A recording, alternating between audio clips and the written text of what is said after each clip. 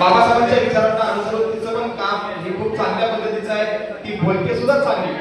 विठ्ठलनगर मध्ये आम्ही त्या ठिकाणी कार्यरत असताना बऱ्याच वेळा रुपालीला आम्ही प्रोत्साहन दिलं होतं आणि रुपाली बाबासाहेबांच्या चळवळीमध्ये खूप चांगल्या पद्धतीने बोलती. ही रुपाली आजच्या कार्यक्रमाचं प्रास्ताविक पण मनोगत व्यक्त करेल. पुन्हा एकदा कौतुकाची थाप यांच्यावरती पडली पाहिजे. जोरदार टाळ्यांनी आपण प्रोत्साहन करू.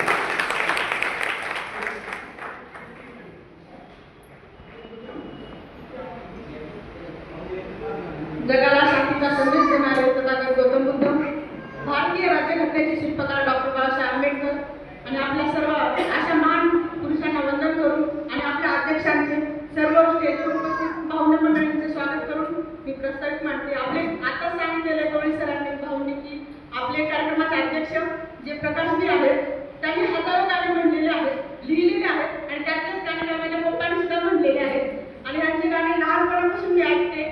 खूप छान रचनाकार आहेत, संगीतकार आहेत, गीतकार सुद्धा आहेत आणि आपण डॉक्टर बाबू सर यांच्या कार्यक्रमाला त्यांना आपण सत्कार करण्यासाठी केलेला आहे. कारण बाबू सर यांना डॉक्टरेट पदवी अमेरिकेने बहाल केलेली आहे.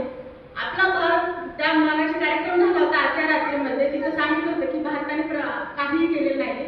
ते खरं आहे. अण्णाभाऊ साठे यांना सुद्धा दुसऱ्या देशाने सत्कार केला आणि जे अण्णाभाऊ साठे यांनी जी कादंबरी लिहिली होती त्या कादंबरीवर 3 कोटी लोक पीएचडी करतात. तसंच आपला भारत काही करत नाही. आपल्या देशातील लोकांना पण बाहेरच्या लोकांना कळतं बरं का. बाबासाहेबांनी जो कार्यक्रम चालू केलेला आहे त्याच कार्यक्रमाच्या धम्मरथाचा कार्यक्रम सर पुढे घेत आहेत. असे सरांचे बरेच कार्यक्रम आहेत जे आता दसऱ्याला चालू होईल. धम्मरथ तो 10 दिवस चालू असतो. त्यामध्ये सहभागी व्हा. आणि सरांची एक माझ्याबद्दलची एक गोष्ट सांगते.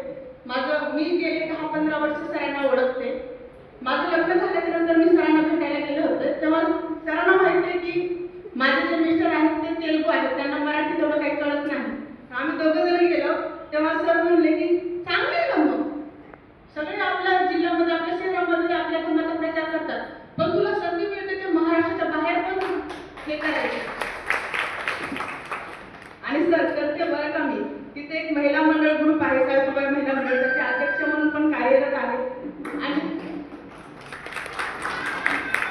आणि त्यातील एक गोष्ट अशी म्हणजे त्या एरियामध्ये म्हणजे आमचा जे निजामाबाद जिल्हा आहे त्यामध्ये मी एकमेव अशी महिला आहे जिथं मी कणखरपणे आपले विचार मांडू शकते. त्याखेरीज दुसरं कोणी नाही. त्याचा अभिमान वाटतो.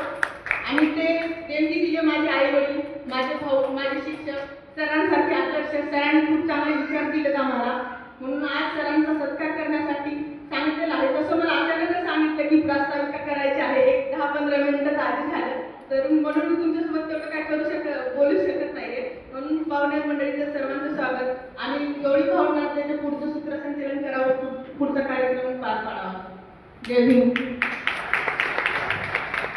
धन्यवाद रुपाली. रुपालीने बोलताना सांगितलं की महिला असून सुद्धा कशा पद्धतीने तिने त्या ठिकाणी गवसणी घातलेली आहे आणि ती कशा पद्धतीने बोलते. भाषेच्या सीमा रुपाली कधीच नसतात. रुपाली भाषेच्या सीमा कधीच नसतात. खऱ्या अर्थाने संविधानाने भाषा, धर्म, लिंग, जात या सगळ्या त्या ठिकाणी सीमा आहेत